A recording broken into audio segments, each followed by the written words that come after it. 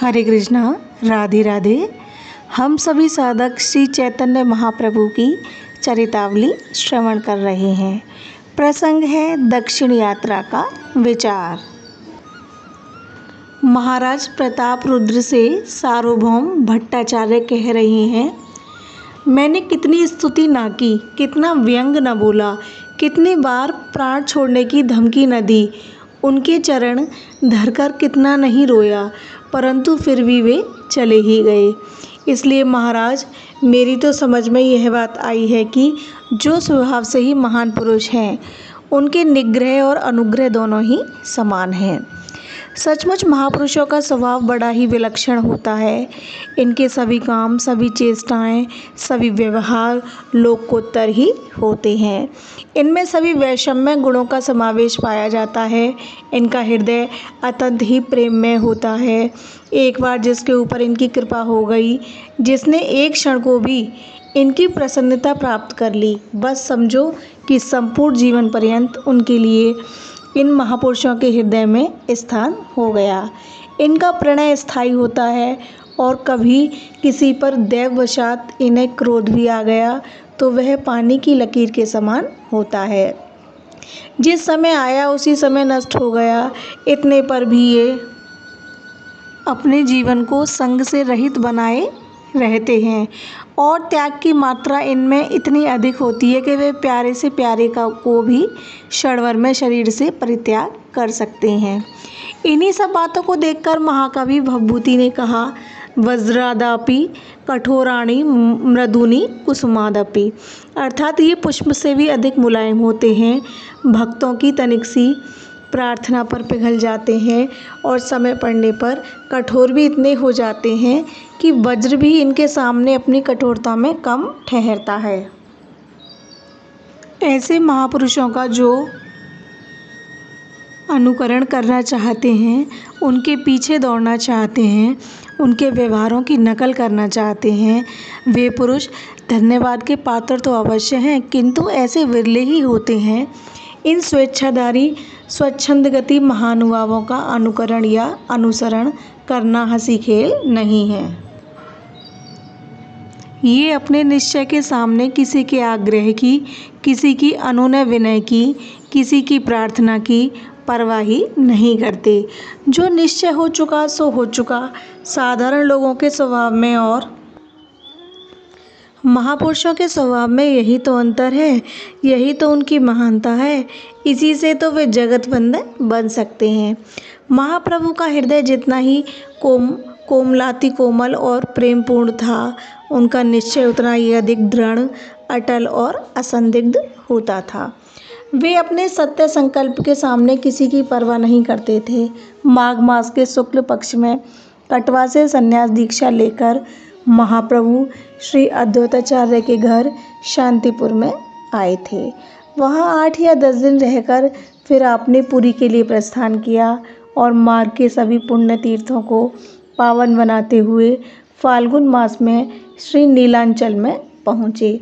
वहाँ पर फाल्गुन और चैत्र मास में सार्वभौम भट्टाचार्य की मौसी के घर में भक्तों के सहित प्रभु ने निवास किया। उस समय तक पुरी में प्रभु की इतनी अधिक ख्याति नहीं हुई थी। नीलांचल बड़ा तीर्थ क्षेत्र है।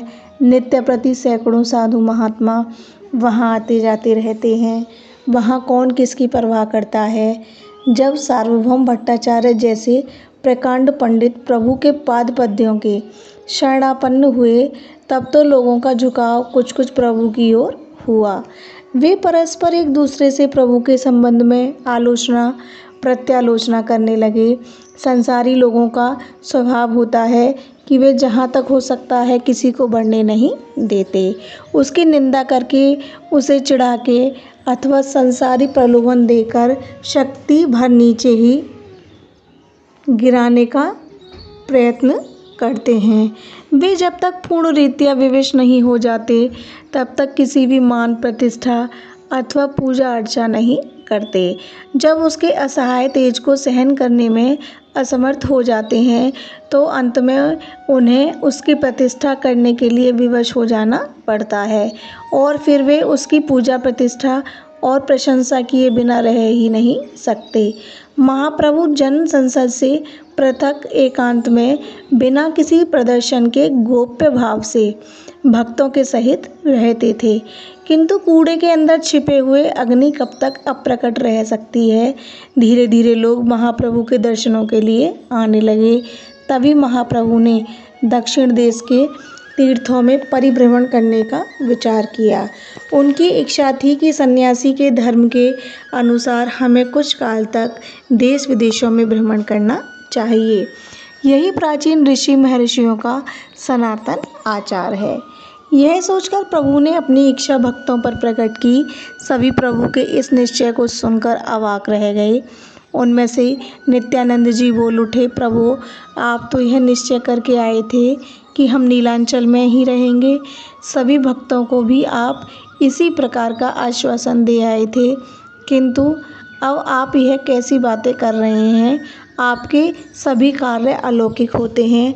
आप क्या करना चाहते हैं इसे कोई नहीं जान सकता।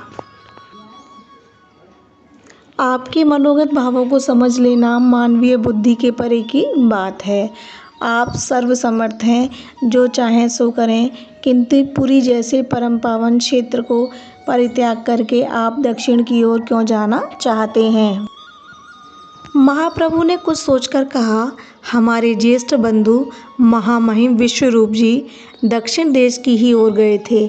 मैं उधर जाकर उनकी खोज करूंगा। संन्यास लेकर उनकी खोज करना मेरा सर्वप्रधान कर्तव्य है। कुछ दुख की सूखी हंसी हंसते हुए दामोदर पंडित ने कहा, भाई को खोजने के लिए जा रहे हैं, इसे तो हम खूब जानते हैं। यह तो आपका बहाना मात्र है। यथार्थ बात तो कुछ और ही है। मालूम होता है दक्षिण देश को पावन करने की इच्छा है, सो हम मना थोड़े ही करते हैं। और मना करें भी तो आप स्वतंत्र ईश्वर हैं, किसी की मानेंगे थोड़े ही। दामोदर पंडित की बात ठीक ही थी। महाप्रभु के अग्रज विश्वरूप को संन्यास ग्रहण करने के 2 वर्ष बाद पूना के पास पंढरपुर में इस शरीर को त्याग दिया था। यह बात भक्तों को विदित थी। प्रसिद्ध पदकर्ता वासुदेव घोष उस समय वहीं पंढरपुर में ही उपस्थित थे। उन्होंने भक्तों को आकर यह समाचार सुनाया भी था। महाप्रभु ने आज तक यह समाचार ना सुना हो, यह संभव नहीं। कुछ भी हो, विश्वरूप के ढूंढने को उपलक्ष्य बनाकर वे दक्षिण देश को अपनी पदधूलि से पावन करना चाहते थे। इसलिए उन्होंने ऐसा निश्चय किया। नित्यानंद जी ने कुछ रुंधे हुए कंठ से कहा, प्रभु हम आपकी इच्छा के विरुद्ध कोई भी कार्य नहीं कर सकते, किंतु हमारी यही प्रार्थना है कि हम लोगों को अपने साथ ही ले चलें, हमारा परित्याग ना करें। प्रभु ने गंभीरतापूर्वक कहा, मेरे साथ कोई नहीं चल सकता। मैं भीड़ भाड़ के साथ यात्रा में न जा सकूंगा। अकेले ही तीर्थ भ्रमण करूंगा। अत्यंत ही दीन भाव से नित्यानंद जी ने कहा, प्रभु हम आपके किसी कार्य में हस्तक्षेप नहीं करते। हमारे साथ रहने से आपको क्या असुविधा हो सकती है। यदि सबको साथ ले चलना आप उचित न समझते हो तो मुझे तो साथ लेते ही चलिए।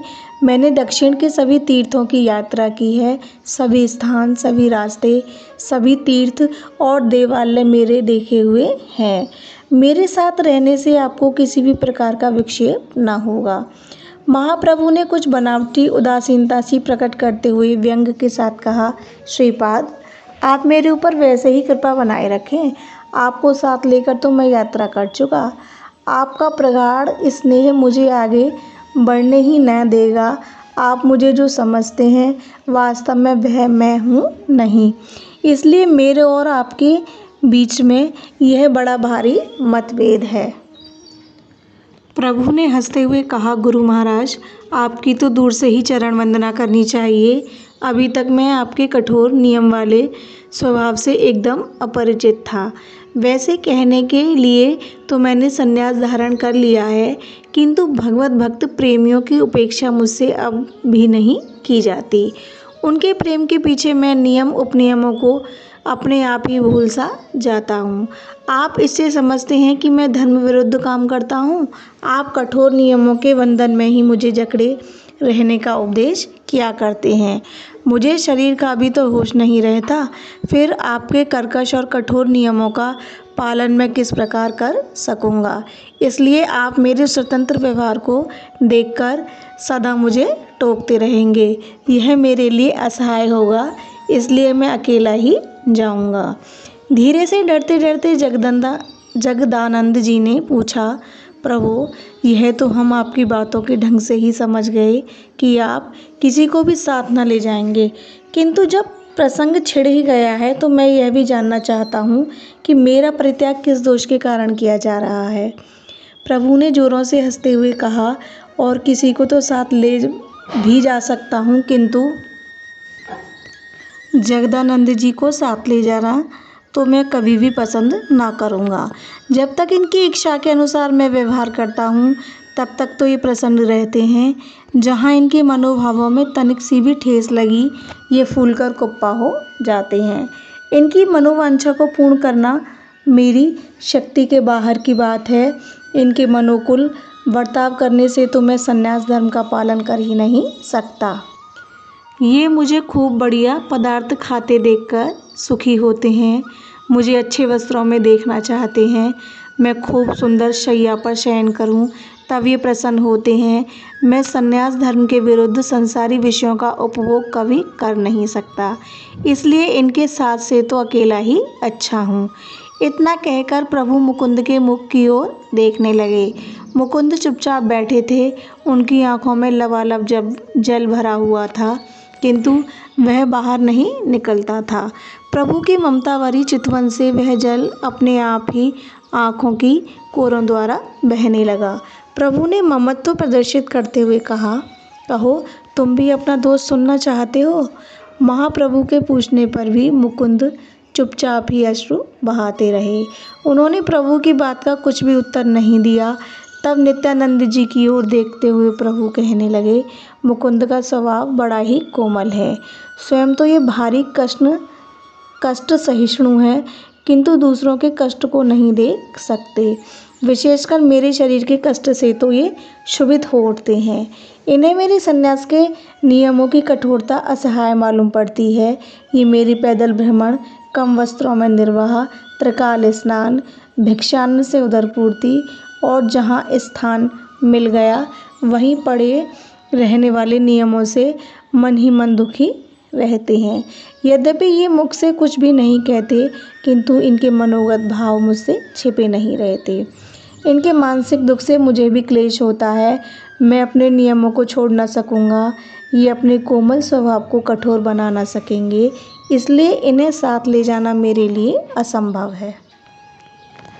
इन सब बातों को सुनकर नित्यानंद जी ने कुछ खिन्न मन से कहा, प्रभु, आपकी इच्छा के विरुद्ध करने की सामर्थ्य ही किसमें है, किंतु मेरी एक अंतिम प्रार्थना है।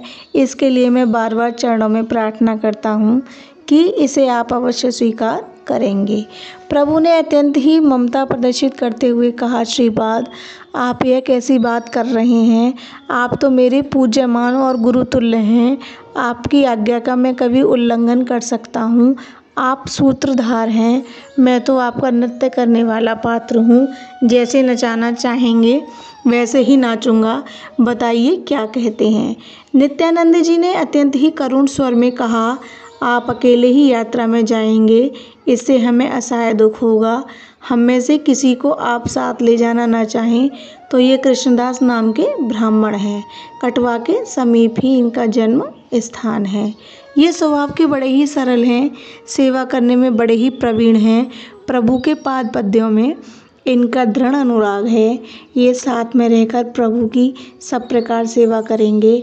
आप जब भावावेश में आकर नृत्य करने लगेंगे तो वस्त्रों को कौन संभालेगा। दोनों हाथों से ताली बजा बजा कर तो आप रास्ते में कीर्तन करते हुए चलेंगे। फिर जलपात्र, कथरी और लंगोटियों को कौन संभालेगा। अतः हमारी यही प्रार्थना है कि कृष्णदास को साथ चलने की अवश्य अनुमति प्रदान कर दीजिए। नित्यानंद जी के इस अंतिम आग्रह को प्रभु टाल न सके। उन्होंने कृष्णदास को साथ चलने की अनुमति दे दी। इस कारण भक्तों को कुछ संतोष हुआ। सभी की इच्छा थी कि प्रभु कुछ काल पुरी में और निवास करें, किंतु उनके आग्रह करने की किसी में भी हिम्मत नहीं थी। सभी ने सोचा यदि सार्वभौम प्रभु के पैर पकड़कर प्रार्थना करेंगे तो अवश्य ही कुछ दिन और रह जाएंगे, इसलिए प्रभु को सार्वभौम के समीप ले चलना चाहिए। यही सोचकर नित्यानंद जी ने कहा, प्रभु,